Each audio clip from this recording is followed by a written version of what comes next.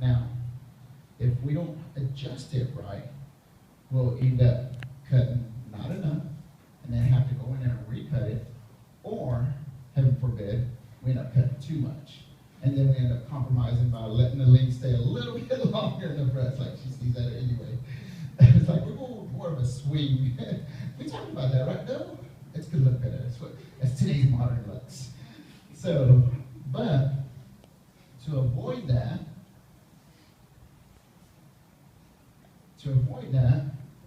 you'll have your client sit straight up, and then you go in there and you'll determine exactly where you want that perimeter to be. I know I may be blocking somebody else. I'm going to turn you just a slight bit that way. Perfect. You can use your comb as a guide, whether you're going to do an angle or not. Put it straight across. We did talk about 4 inches. And then I can go in there and create my perimeter. And then that'll make it easy. Now, even if you're cutting it this short, then you can immediately take that length off, and you know exactly where that perimeter is going to fall without compromising whether it's going to be too short or leaving it too long. Now, the reason why we're taught to tuck the head is because, let's see if it shows at this length. No, it's not going to show.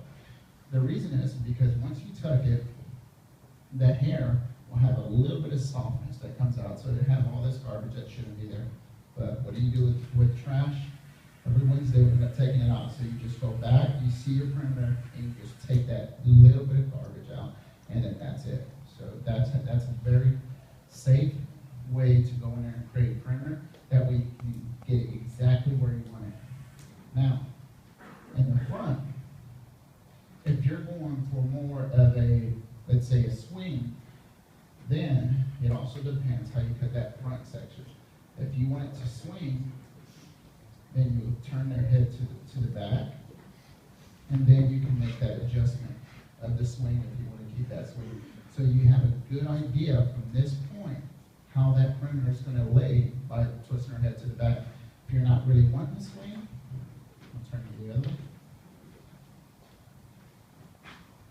Then you can turn her head this way, and then you can just cut it straight across, and then you still have a good idea exactly where it's going to fall in the front of her hair. So that's a really good way for us to cut perimeter. So I'm just going to move to the back a little bit.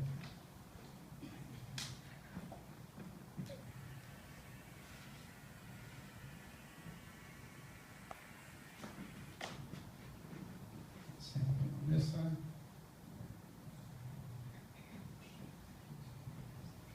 How many of y'all are doing clipper cutting right now?